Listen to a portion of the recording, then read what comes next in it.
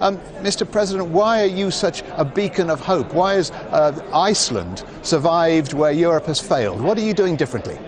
I think it surprises a lot of people that 4 years ago we were exhibit number one of a failed financial system. But now we are back on recovery with economic growth and very little unemployment. And I think the primary reason is that we were wise enough to realize this was also a fundamental social and political crisis. But above all, we didn't follow the traditional prevailing orthodoxies of the Western world in the last 30 years. We introduced currency controls, we let the banks fail, we provided support for the poor, we didn't introduce austerity measures of the scale you're seeing here in Europe.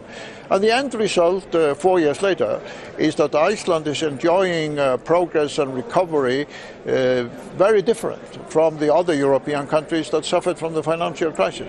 But with your policy of letting the banks fail, would that have worked for the rest of Europe? I think so, because as I'm often asked people, why do they consider the banks to be the holy churches of the modern economy? Why are private banks, not like airlines and telecommunication companies, allowed to go bankrupt if they have been conducted in an irresponsible way? The theory that you have to bail out banks is a theory about bankers enjoying for their own profit the success and then letting ordinary people bear the failure through taxes and austerity. And people in enlightened democracies are not going to accept that in the long run.